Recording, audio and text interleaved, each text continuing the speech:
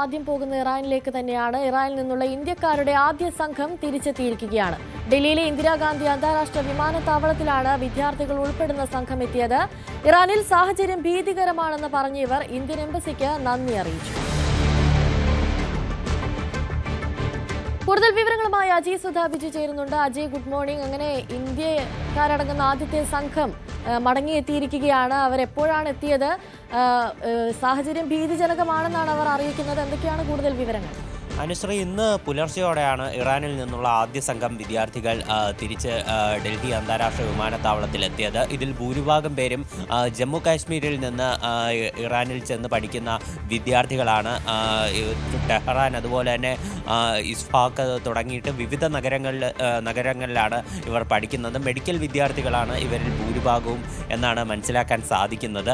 ഇറാനിൽ കാര്യങ്ങൾ ഭീതിജനകം എന്ന് തന്നെയാണ് ഈ വിദ്യാർത്ഥികൾ പറയുന്നത്. പ്രധാനമായിട്ടും അവിടെ ഇന്റർനെറ്റ് വിച്ഛേദിച്ചത് കാരണം വിവരങ്ങളൊന്നും കൈമാറാൻ സാധിക്കുന്നില്ല. അതുപോലെ എംബസിയിൽ നിന്നുള്ള വിവരങ്ങളൊന്നും കൃത്യമായിട്ട് അറിയാനുള്ള മാർഗങ്ങൾ വിദ്യാർത്ഥികൾക്ക് ഒരു ഘട്ടം കഴിഞ്ഞതിന് ശേഷം പിന്നീട് ലഭിച്ചിരുന്നില്ല. എന്നാലും ആ ഒരു ദുർഘടം പിടിച്ച സാഹചര്യത്തിലും ഇന്ത്യൻ എംബസി വളരെ കാര്യമായി തന്നെയാണ് വിഷയങ്ങൾ കൈകാര്യം ചെയ്തതെന്ന് വിദ്യാർത്ഥികൾ പറയുന്നുണ്ട്. എല്ലാവരെയും ഒന്നിച്ച് തിരിച്ച് ഇന്ത്യയിലേക്ക് എത്തിക്കാനുള്ള നടപടികൾ അത് വളരെ കൃത്യമായി തന്നെ പൂർത്തിയാക്കാനായതായിട്ടും ഇവർ പറയുന്നുണ്ട്. കാര്യങ്ങൾ അവിടെ ഗുരുതരം എന്ന് തന്നെയാണ് ഇവർ ആവർത്തിച്ച് വ്യക്തമാക്കുന്നൊരു കാര്യം. പ്രത്യേകിച്ച് ഈ പ്രതിഷേധം അത് കനത്തത് കാരണം അവർ പലരും പറയുന്നത് അവർ കാലങ്ങളായിട്ട് ഇറാനിൽ താമസിക്കുകയാണ്. എന്നാൽ ഈ ഒരു മാസത്തിനിടയിലാണ് പ്രശ്നം ഇത്രയധികം വഷളായത് എന്നവർ പറയുന്നു. അവർക്ക് താമസിക്കുന്ന വീട്ടിൽ നിന്ന് പോലും അത്യാവശ്യ കാര്യങ്ങൾക്ക് പുറത്തേക്ക് ഇറങ്ങാൻ തന്നെ വളരെയധികം ബുദ്ധിമുട്ട് നേരിട്ടു. എന്നാൽ തിരിച്ചു വരുന്ന സമയത്ത്, എയർപോർട്ടിലേക്ക് തിരിച്ചു വരുന്ന സമയത്ത് പ്രതിഷേധക്കാർ ഈ ഇന്ത്യക്കാർക്ക് നേരെ അങ്ങനെ ആക്രമണങ്ങൾ നടത്താനുള്ള മറ്റ് നടപടികളോ നീക്കങ്ങളോ അങ്ങനെയൊന്നും ഉണ്ടായില്ല. അവരുടെ പ്രതിഷേധക്കാരുടെ ഭാഗത്ത് നിന്ന് ഈ തിരിച്ച് മടങ്ങിപ്പോകുന്നവർക്ക് നേരെ ആക്രമണങ്ങളൊന്നും തന്നെ ഉണ്ടായില്ല. അതുപോലെ ഇറാൻ സർക്കാരും വളരെ നല്ല രീതിയിൽ തന്നെ സഹകരിച്ചതായിട്ടാണ് ഇവർ പറയുന്നത്. ഇപ്പോൾ നേരത്തെ തന്നെ നമ്മൾ നോക്കുകയാണെങ്കിൽ ഈ ഇറാൻ്റെ വിദേശകാര്യ മന്ത്രിയായിട്ടുള്ള അബ്ബാസ് അരക്ചിയെ എസ് ജയശങ്കർ ടെലിഫോണിൽ വിളിച്ച് കാര്യങ്ങൾ സംസാരിച്ചിരുന്നു. അവിടെ ഇറാനിൽ നിന്ന് ഇന്ത്യയുടെ ഇവാക്യുവേഷന് ആവശ്യമായിട്ടുള്ള എല്ലാവിധ സഹായങ്ങളും ഇറാൻ സർക്കാർ ഉറപ്പു നൽകിയതാണ്. അതിൻ്റെ ഭാഗമായിട്ടുള്ള സുരക്ഷ അവർ അവിടെ എയർപോർട്ടിലേക്കുള്ള യാത്രക്കിടെയാണെങ്കിലും മറ്റ് അവിടെ നിന്ന് തിരിച്ച് ഇങ്ങോട്ടുള്ള ഒരു ഡിപ്പാർച്ചർ ആ സമയത്ത് ഉൾപ്പെടെ ഇറാൻ്റെ ഒരു കൃത്യമായിട്ടുള്ള സഹായവും അതുപോലെ ഇവർക്കുള്ള പിന്തുണയും എല്ലാം ഉണ്ടായിരുന്നു. ഇത് കാരണം തന്നെയാണ് ഇപ്പോൾ ആദ്യ സംഘം വിദ്യാർത്ഥികൾക്ക് തിരിച്ചു വരാൻ സാധിച്ചത്. ഇനി നിരവധി തീർത്ഥാടകരും അതുപോലെ തന്നെ വിനോദയാത്രയുടെ ഭാഗമായിട്ട് ഇറാനിലെത്തിയ ആളുകളും ഉൾപ്പെടെയുണ്ട്. നിലവിൽ 9,000 ആളുകൾ അവിടെ ഉണ്ടെന്നാണ് ഏകദേശ കണക്ക് ഇന്ത്യൻ എംബസി വ്യക്തമാക്കുന്നത്. എന്നാൽ എംബസിയിൽ രജിസ്റ്റർ ചെയ്യാത്ത കുറച്ച് ആളുകളും ഇറാനിൽ താമസിക്കുന്നുണ്ട് എന്നാണ് അറിയാൻ സാധിച്ചിട്ടുള്ളത്.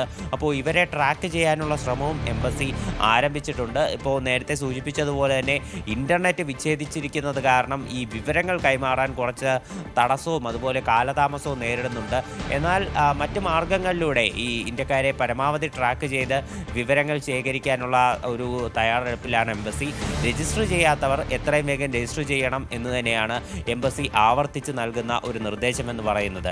ഇടയ്ക്ക് വെച്ച് ഈ US-ൻ്റെ ആക്രമണ ഭീഷണി ഉണ്ടായിരുന്നതിനാൽ ഇറാൻ അവരുടെ എയർ സ്പേസ് അടച്ചിരുന്നു. എന്നാൽ ഇപ്പോൾ സിവിലിയൻ ഒരു ട്രാൻസാക്ഷൻ ഒരു സിവിലിയൻസിന് പോകാൻ വേണ്ടി അത്തരം വിമാനങ്ങൾക്കായിട്ടുള്ള ഒരു വ്യോമപാത ഇപ്പോൾ തുറന്നു നൽകിയിട്ടുണ്ട്. അപ്പോൾ അത് കാരണമാണ് ഇന്ത്യക്ക് അവരുടെ വിമാനങ്ങൾ ഇപ്പോൾ ഇതുവഴി കൊണ്ടുവരാൻ സാധിച്ചത്.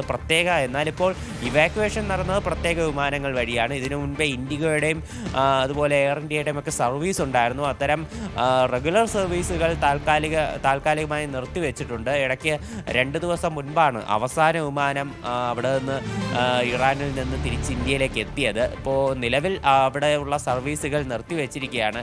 എന്തായാലും ഇത്തരം അടിയന്തര സർവീസുകളല്ലാതെ മറ്റ് വിമാന സർവീസുകൾ ഇറാൻ ഇപ്പോഴും ആരംഭിച്ചിട്ടില്ല. അത്തരം കാര്യങ്ങൾ ആരംഭിക്കാതിരുന്നാൽ ഇന്ത്യയെ സംബന്ധിച്ചുള്ള മറ്റൊരു പ്രശ്നമെന്ന് പറയുന്നത് നിലവിൽ പാകിസ്ഥാൻ അവരുടെ എയർ സ്പേസ് ഇന്ത്യൻ വിമാനങ്ങൾക്കായി പൂർണ്ണമായിട്ടും അടച്ചിരിക്കുകയാണ്. അപ്പോൾ ഇറാനും അത്തരത്തിൽ അടയ്ക്കുന്ന ഒരു തീരുമാനം അത് നീണ്ടു പോവുകയാണെങ്കിൽ, ഈ യുദ്ധ സാഹചര്യങ്ങളിൽ സംഘർഷ സാഹചര്യം അത് നീണ്ടു പോവുകയാണെങ്കിൽ ഇന്ത്യയെ സംബന്ധിച്ച് ഇനി യൂറോപ്യൻ രാജ്യങ്ങൾ രാജ്യങ്ങളിലേക്കും അമേരിക്കൻ രാജ്യങ്ങളിലേക്കുമുള്ള ഒരു യാത്ര അത് കൂടുതൽ ദുഷ്കരമാകും. ഇപ്പോൾ പാകിസ്ഥാൻ എയർ സ്പേസ് അടച്ചതിനാൽ തന്നെ നമ്മുടെ ഒരു ട്രാവലിംഗ് ടൈം അതുപോലെ ട്രാവലിംഗ് കോസ്റ്റ് അത് മുൻപത്തേനേക്കാൾ വർദ്ധിച്ചിട്ടുണ്ട്. ഇപ്പോൾ ഇൻഡിഗോയുടെ സർവീസുകൾ നോക്കുകയാണെങ്കിൽ യൂറോപ്പിലേക്ക് സർവീസുണ്ട്. എയർ ഇന്ത്യയുടെ നോർത്ത് അമേരിക്കയിൽ ഉൾപ്പെടെ അവർ സർവീസ് നടത്തുന്നുണ്ട്. അപ്പോൾ ഇതൊക്കെ കൂടുതൽ വിഷമകരമായി മാറിയിരിക്കുകയാണ്. അപ്പോൾ ഈയൊരു പ്രശ്നം കൂടി നിലവിൽ നിലനിൽക്കുന്നുണ്ട്. എന്തായാലും ഇറാനിലെ സാഹചര്യം നമ്മൾ നോക്കുകയാണെങ്കിൽ അവിടെ പ്രതിഷേധങ്ങൾ ഇപ്പോഴും തുടരുക തന്നെയാണ്. എന്തായാലും അവിടെ 800 പേർക്കുള്ള വധശിക്ഷ അത് ഇറാൻ സർക്കാർ റദ്ദാക്കിയിരുന്നു. അപ്പോൾ ഇതിന് US president Donald Trump Iran സർക്കാരിന് നന്ദി അറിയിച്ചിട്ടുണ്ട്. ഇത്തരത്തിൽ ഈ 800 പേരെ വധശിക്ഷയിൽ നിന്ന് ഒഴിവാക്കാനുള്ള തീരുമാനത്തിൽ. അതുപോലെ US ഇപ്പോൾ കഴിഞ്ഞ ദിവസം നമ്മൾ പറഞ്ഞതുപോലെ ഇപ്പോൾ നിലവിൽ ആക്രമിക്കേണ്ട എന്നൊരു നിലപാടാണ് US സ്വീകരിച്ചിരിക്കുന്നത്. അത് മേഖലയിലെ സമാധാനം അതുപോലെ മേഖലയിലുള്ള ഒരു സംഘർഷ സാധ്യത ഇപ്പോൾ നിലനിൽക്കുന്നുണ്ട്. ഇപ്പോൾ ഇസ്രായേൽ ഉൾപ്പെടുന്ന ആ മേഖലയിലൊരു പ്രശ്നങ്ങൾ നിലനിൽക്കുന്നുണ്ട്.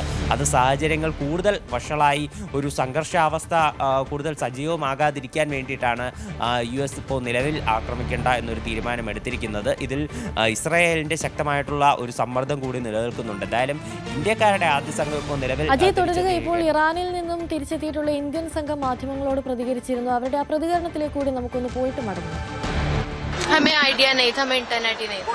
इंडियन एम्बेसी ने आप लोगों से कांटेक्ट किया था? इंडियन एम्बेसी से? हाँ, लेकिन हम खुद आए हैं फिलहाल। हमें कुछ आइडिया नहीं अभी। नहीं हाँ, सुनने में आ रहा था बट हमने देखा नहीं कुछ।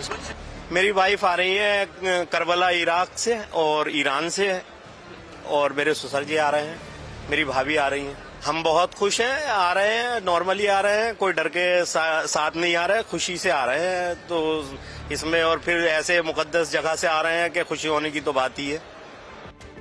അജി തുടരുന്നുണ്ട്. അജി, അവരുടെ പ്രതികരണത്തിൽ നിന്ന് തന്നെ വ്യക്തമാണ് സാഹചര്യം എത്രത്തോളം രൂക്ഷമാണെന്നത്. ഇപ്പോൾ ഇറാനിലെ നിലവിലെ സാഹചര്യം അതെങ്ങനെയാണ്? എന്തായാലും ഇപ്പോൾ പ്രതിഷേധങ്ങൾ അവിടെ തുടർന്നുകൊണ്ടിരിക്കുകയാണ്.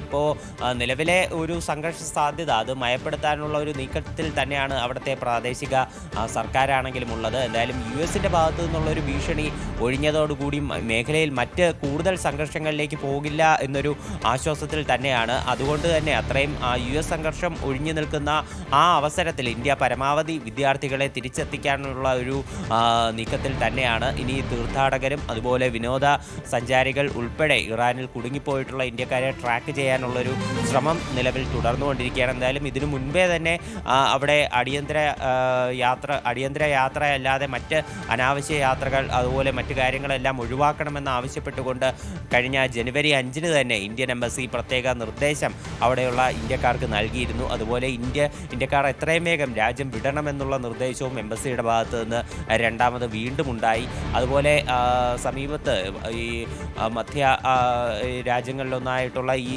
ഇസ്രായേലിലുള്ള ഇന്ത്യക്കാർക്കും ജാഗ്രത നിർദ്ദേശം നൽകിയിട്ടുണ്ട്. നിലവിലെ ഈ ഒരു സാഹചര്യത്തിൽ അവിടെയുള്ള ഇന്ത്യക്കാരും ജാഗ്രത പാലിക്കണമെന്നാണ് നിർദ്ദേശം.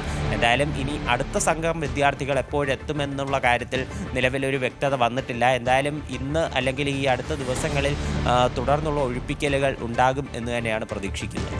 ശരി, അജയ് സുധ ബിജു ആണ് കൂടുതൽ വിവരങ്ങൾ.